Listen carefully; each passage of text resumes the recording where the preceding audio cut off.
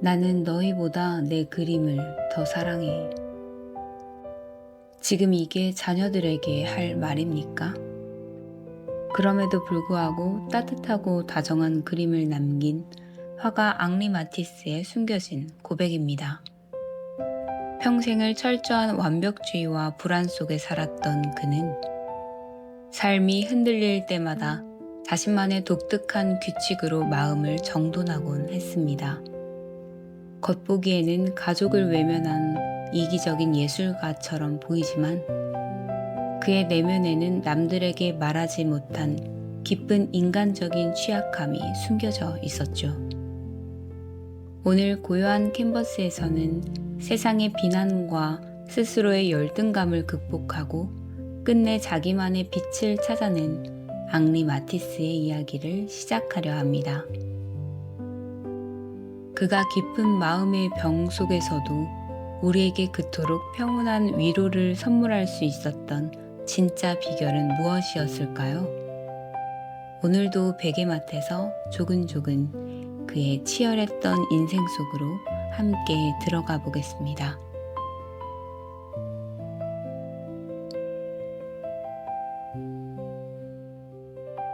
프랑스 북부의 평범한 곡물상 가정에서 태어난 그는 본래 미술과는 전혀 상관없는 법률 서기로 일하던 청년이었습니다.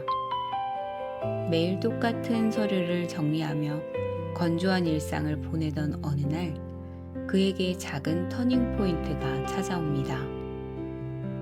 뜻하지 않은 맹장염으로 인해 한동안 병상에 눕게 된 것입니다.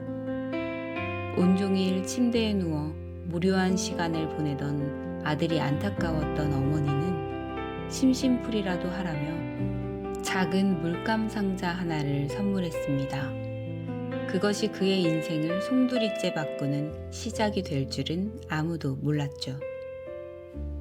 마티스는 훗날 물감을 손에 쥐었던 그 첫 순간을 떠올리며 마치 갈 곳을 몰라 방황하던 영혼이 마침내 진정한 고향을 찾은 것 같았다고 고백했습니다. 하지만 늦깎이 예술가의 길은 결코 순탄하지 않았습니다. 이미 멀쩡한 직장까지 있던 청년이 모든 것을 내려놓고 새로운 길을 가겠다고 하니 아버지는 크게 실망했지만 결국 아들의 고집을 꺾지 못하고 파리 유학을 허락합니다. 파리에 도착한 마티스는 다른 천재 화가들처럼 영감에 취해 자유롭게 붓을 휘두르지 않았습니다. 오히려 법률 서기로 일하던 버릇 그대로 아침 일찍 미술학교로 가 자로재듯 정확하게 대생을 연습하고 고전 회화들을 철저하게 분석했죠. 남들보다 출발선이 다르다는 불안감을 더 꼼꼼하고 완벽하게 기초를 다지는 모범생 같은 집착으로 채워나간 것입니다. 하지만 이 철저함이 지나쳤던 탓일까요? 스스로를 끊임없이 채찍질하던 압박감은 결국 그의 내면에 심각한 완벽주의라는 날카로운 가시를 만들어내고 말았습니다. 그리고 그 완벽주의는 곧 심각한 불안장애와 만성불면증이라는 마음의 병으로 이어졌습니다. 마티스는 단순히 밤잠을 조금 설치는 수준이 아니었습니다. 밤마다 눈이 멀어버리거나 손끝이 마비되는 듯한 극심한 신체화 증상과 공황을 겪었습니다. 어두운 방에 누워 밤새 통제할 수 없는 공포에 온몸을 떨었던 그는 이 불안을 잠재우기 위해 매일 아침 자신만의 눈물겨운 의식을 치렀습니다. 정확한 시간에 일어나 캔버스 앞에 서기 전 조용히 바이올린을 연주하는 것이었습니다. 이 바이올린 연주는 우아한 취미생활이 결코 아니었습니다. 내 손가락이 아직 마비되지 않고 움직이는지, 내 뇌가 정상적으로 작동하고 있는지 확인하기 위한 처절한 생존 진단 도구였습니다. 바이올린의 정밀한 음정을 조율하고 활을 켜는 고요한 행위를 통해 흐트러진 자신의 정신을 가다듬고 발작 같은 정서적 불안을 간신히 다독였던 것입니다. 그가 켠 바이올린 소리는 아름다운 음악이 아니라 그저 매일 마주하는 불안 속에서 자기 자신을 끝까지 잃지 않으려 노력했던 조용한 기록이었을 겁니다. 스스로 정한 규칙에 얽매여 어떻게든 일상을 유지하려 했던 마티스처럼 어쩌면 우리도 저마다의 불안을 누르며 하루하루를 버텨내고 있는지도 모릅니다. 오늘은 내일을 향한 강박을 잠시 내려놓고 그저 편안한 쉼을 얻어가시면 좋겠습니다. 그러나 그의 예술을 향한 집착과 불안은 주변 사람들, 특히 그의 가족들에게 깊은 상처를 남겼습니다. 마티스는 철저하게 자신의 예술을 중심에 두고 세상을 전개했던 독선적인 가장이었습니다.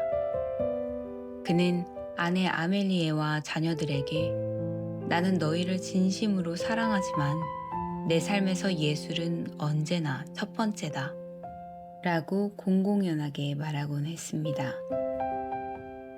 실제로 아내 아멜리에와 딸 마르그리트는 마티스의 날카로운 신경증을 받아내고 그의 작업실을 관리하며 자신들의 삶을 완전히 희생해야 했습니다.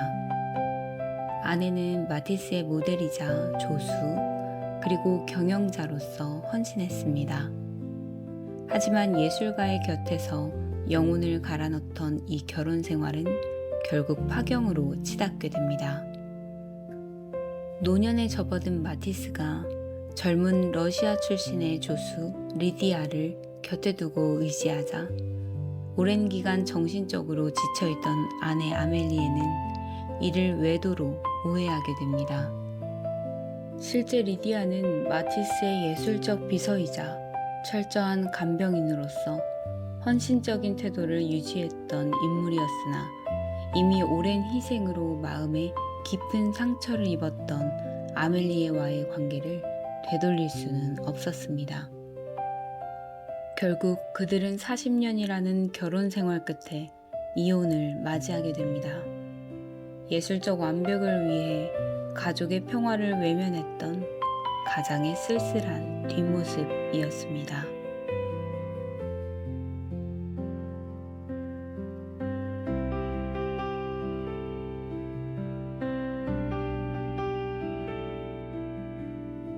마티스가 이토록 불안해하면서도 결코 붓을 놓지 않았던 이유는 역설적이게도 살기 위해서였습니다. 자신의 내면이 온통 공포로 가득 차 있었기에 캔버스 위에서만큼은 고통을 잊을 수 있는 안전한 도피처를 만들고 싶었던 것이죠. 당시 미술계는 사물을 눈에 보이는 그대로 똑같이 그리는 것을 당연하게 여겼습니다. 하지만 마티스의 생각은 달랐습니다. 왜 나무는 항상 초록색이어야 하고 사람의 피부는 항상 살구색이어야 할까? 왜 우리는 자연이 주는 색에 갇혀 있어야 할까? 그런 의문이 그의 머릿속을 맴돌았습니다. 그렇게 마티스는 사물이 가진 고유의 색을 과감하게 지워버리기 시작합니다. 내가 느끼는 슬픔, 내가 느끼는 기쁨, 내 마음이 바라보는 세상을 색채로 표현하기로 결심한 것이죠. 그렇게 탄생한 작품이 바로 삶의 기쁨입니다.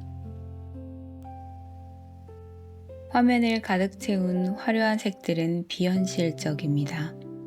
평화로운 시골 풍경 속에서 나체의 인물들이 자유롭게 춤을 추거나 누워있고 실제 나무나 땅의 색을 무시한 채 온통 새빨갛고 노란 원색들로만 가득 채운 이 그림은 당시 사람들에게 엄청난 충격을 주었습니다. 대중과 평론가들은 전통적인 규칙을 모두 깨부순 조화롭지 못한 야만적인 그림이라며 손가락질을 쏟아냈죠. 야수파라는 이름도 사실은 그들을 조롱하기 위해 붙여진 이름이었습니다. 여러분, 야수파라는 말은 자주 들어봤어도 진짜 뜻은 잘 모르셨을 텐데요. 놀랍게도 진짜 사나운 야만인을 뜻하는 그 야수가 맞습니다.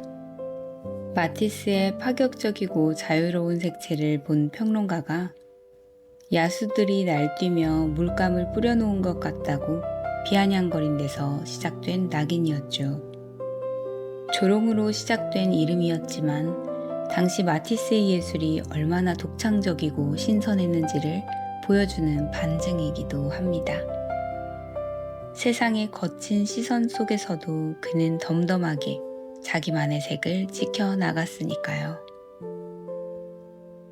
마티스는 흔들리지 않았습니다. 세상의 비난 속에서도 자신이 발견한 색채의 해방이 인간의 영혼을 치유할 수 있다고 믿었기 때문입니다. 그는 남들의 눈치를 보며 안전한 길을 걷기보다 비록 외롭고 불안할지언정 자기 내면의 진실을 따르기로 했습니다. 어쩌면 우리도 살아가면서 주변의 평가나 세상의 기준에 맞춰 나의 진짜 색깔을 숨기고 살아가고 있는 것은 아닐까요? 마티스는 우리에게 속삭입니다. 남들이 붙인 이름이나 시선에 갇히지 말고 당신이 가진 내면의 빛을 향해 묵묵히 걸어가도 괜찮다고 말이죠. 여러분은 나보다 잘 나가는 사람을 보며 밤잠을 설칠 만큼 깊은 질투를 느껴보신 적이 있으신가요? 대가라 불리는 마티스에게도 그런 지옥 같은 존재가 있었습니다. 바로 띠동갑 아래의 파릇파릇한 천재 파블로 피카소였습니다. 두 사람은 아주 기묘한 라이벌이었습니다. 마티스의 삶의 기쁨을 보고 깊은 충격을 받은 피카소가 이를 뛰어넘기 위해 수개월 동안 방에 박혀 현대미술의 판도를 바꾼 대작이자 입체주의의 시작인 아비뇽의 처녀들을 세상에 내놓았을 때 마티스는 거친 설전을 벌이며 분노했습니다. 자신의 예술적 입지가 흔들릴지도 모른다는 묘한 열등감과 불안을 느끼며 밤새 잠을 설치곤 했죠. 서로의 작업실을 방문할 때마다 상대방의 새로운 그림을 유심히 훔쳐보고 집으로 돌아와서는 자극받은 그 마음으로 다시 붓을 들었습니다. 사실 두 사람은 서로의 그림을 한 점씩 바꾸어 각자의 방에 걸어두기도 했습니다. 겉으로는 우정의 증표였지만 속으로는 매일 밤 상대의 그림을 노려보며 약점을 찾고 분석하려는 치열한 탐색전이었죠. 거실벽에 서로의 가장 못 그린 그림을 걸어두고 저 녀석의 약점은 이것이다 라며 매일 밤 벽을 노려봤습니다. 띠동갑이나 어린 피카소의 거침없는 천재성 앞에 대가였던 마티스조차 밤새 질투로 가슴을 졸였던 겁니다. 세기의 거장들이 했던 행동치고는 참 아이처럼 유치하기 짝이 없죠. 하지만 그 유치한 질투가 없었다면 현대미술의 눈부신 도약도 없었을 것입니다. 내 안에 부끄러운 질투심을 외면하지 않고 나를 성장시키는 불꽃으로 바꾼 두 사람의 품격이 그대로 느껴지는 이야기입니다. 이 불타는 질투와 경쟁심은 역설적이게도 두 사람 모두를 거장으로 성장시키는 가장 따뜻한 원동력이 되었습니다. 마티스는 피카소의 거침없는 형태의 파괴에 자극받아 자신이 가장 잘할 수 있는 색채를 더욱 순수하고 강렬하게 발전시켰습니다. 그렇게 완성된 작품이 바로 거대한 화면을 채운 춤입니다. 푸른 하늘과 초록색 대지, 그 위에 오직 붉은 빛에 가까운 주황색으로만 칠해진 5명의 인간이 손을 맞잡고 역동적으로 원을 그리며 춤을 추고 있습니다. 이 그림을 보면 복잡한 디테일이 모두 생략되었음에도 불구하고 인간이 가진 가장 원초적인 생명력과 해방감이 파도처럼 밀려옵니다. 마티스는 눈앞에 보이는 사물의 형태를 똑같이 묘사하는 대신 색채 자체의 힘으로 인간의 영혼을 흔들고자 했습니다. 훗날 피카소는 마티스를 향해 마티스의 뱃속에는 태양이 들어있다고 고백했고, 마티스가 세상을 떠났을 때 이제 내 그림에 대해 진정으로 이야기할 수 있는 유일한 사람이 사라졌다며 깊은 슬픔에 잠겼습니다. 나를 힘들게 했던 질투라는 마음의 약점마저도 서로를 빛내주는 가장 아름다운 거울로 승화시킨 두 사람의 우정이 참 뭉클하게 다가옵니다.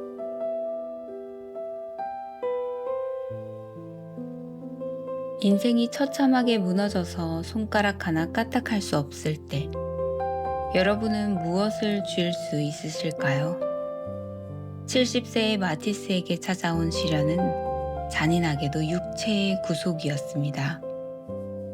화가에게 손과 발의 자유를 빼앗아간 것이죠. 여기서 그의 인생은 끝난 것처럼 보였습니다. 하지만 인생의 황혼기에 접어든 마티스에게 그의 삶을 통틀어 가장 거대한 시련이 찾아옵니다. 심각한 십이지장암 진단을 받고 대수술을 받게 된 것입니다. 구사일생으로 목숨은 건졌지만 수술 부작용과 노안으로 인해 그는 평생 휠체어에 의지해야 하는 신세가 되었습니다. 침대에서 스스로 일어나는 것조차 힘겨워졌죠. 화가에게 더 이상 서서 붓을 들 수 없다는 것, 거대한 캔버스 앞에 당당히 마주할 수 없다는 것은 살아있으나 죽은 것과 다름없는 가혹한 선고였습니다. 마티스는 깊은 무력감과 우울증에 빠졌습니다. 당시 마티스는 암수술 후유증으로 똑바로 앉아있기조차 힘들었습니다. 몸이 아파 붓질을 할 때 들어가는 미세한 손목 근육을 쓰기 어려워지자 손가락 전체의 악력으로 강하게 움켜쥘 수 있는 큰 가위를 선택했습니다. 침대에 누운 채 헉헉대며 모양을 오려내 붙이는 자신만의 방식으로 끝까지 그림을 그려나가는 것입니다. 사람들은 그런 글을 보며 거장이 노망이나 어린아이처럼 색종이 접기나 하고 있다고 비웃고 조롱했습니다. 그러나 마티스는 바로 그 절망의 구렁텅이에서 자신의 인생 중 가장 순수하고 밝은 기적을 만들어낸 것입니다. 서서 붓을 들 힘이 없다면 앉아서 가위를 들면 된다는 생각이었습니다. 그는 조수들에게 미리 밝고 선명한 물감을 칠한 색종이를 준비하게 했습니다. 그리고 침대에 눕거나 휠체어에 앉아 커다란 가위로 그 색종이들을 거침없이 오려나가기 시작했습니다. 이것이 바로 미술사의 길이 남을 마티스의 컷아웃, 즉 색종이 오리기 기법입니다. 지금 화면에 보이는 세 번째 블루누드를 보시면 하얀 바탕 위에 오직 파란색 색종이만을 오려붙여 표현한 여성의 몸입니다. 부단히 붓으로 덧칠하며 완벽을 기하던 과거의 강박에서 벗어나 가위질 단 몇 번의 단순한 곡선으로 생명의 본질을 포착해냈습니다. 마티스는 붓을 들 힘이 없어 가위로 색종이를 단번에 오려나가며 고백했습니다. 덧칠하며 머리로 계산하던 완벽주의의 감옥에서 마침내 해방되었다. 휠체어라는 육체의 감옥에 갇혔을 때 오히려 그의 영혼은 그 어느 때보다 자유롭게 날아오른 것입니다. 삶의 가장 큰 약점과 제약을 마주했을 때 원망하는 대신 가위를 들었던 그의 모습은 우리에게 잔잔한 감동을 줍니다. 남들에겐 그저 색종이를 자르는 초라한 가위질로 보였을지 모르지만 마티스에게 그것은 절망의 벽을 뚫고 나가는 가장 강력한 무기였습니다. 모든 것을 잃고 손에 가위 하나만 남았을 때 마티스는 비로소 평생 자신을 괴롭히던 완벽주의라는 괴물을 완전히 버릴 수 있었습니다.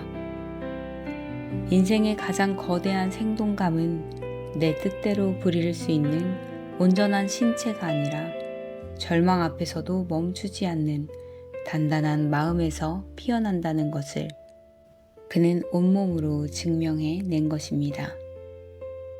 과연 우리는 내가 쥘 수 있는 작은 가위는 무엇일지 생각해 보게 됩니다.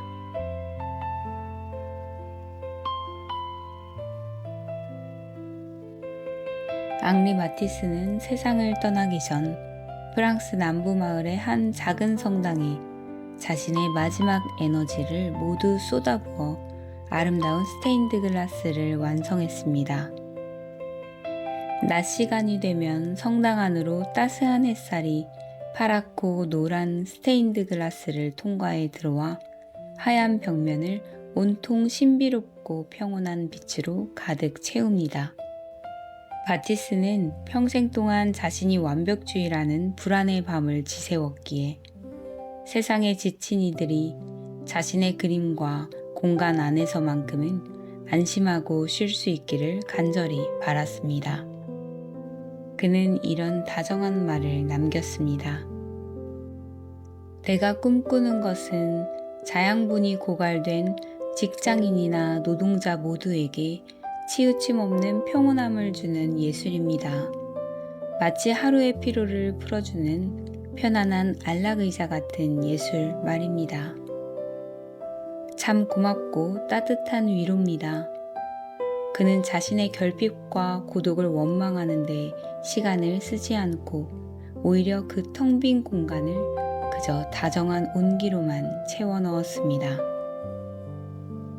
우리 역시 매일의 일상 속에서 저마다의 휠체어에 갇힌 듯한 답답함을 느낄 때가 있습니다. 하고 싶은 일과 할 수 있는 현실의 간극이 너무 커서 멈춰서게 될 때 마티스가 성당 벽면에 수놓은 그 빛의 조각들을 가만히 떠올려 봅니다. 거창한 붓이 없어도 완전한 신체가 아니어도 내 손에 쥔 작은 가위 하나로 나만의 정원을 가꿀 수 있다는 사실이 따뜻한 위로로 다가옵니다. 오늘 밤 그가 우리에게 선물한 고요하고 편안한 안락의자에 몸을 맡겨보시는 건 어떨까요?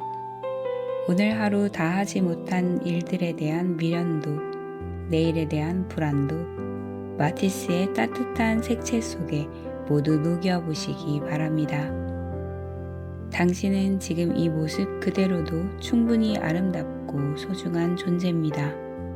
완벽해지려고 너무 애쓰지 않아도 괜찮습니다. 때로는 삐뚤빼뚤하게 잘려나간 색종이 조각들이 모여 세상에 하나뿐인 아름다운 조화를 이루듯 우리의 부족함과 실수들도 삶이라는 거대한 도화지 위에서는 저마다의 빛나는 색깔이 될 테니까요. 가만히 들려오는 숨소리에 집중하며 이제 그만 무거운 짐을 내려놓고 평온한 밤속으로 깊이 들어가세요. 폭풍이 지나간 자리에 반드시 따스한 봄이 찾아오듯 내일 아침 여러분의 마음 위에도 마티스의 태양이 환하게 떠오를 것입니다. 잠이 잘 오지 않을 때 언제나 고요한 캔버스가 함께하겠습니다. 편안히 주무세요.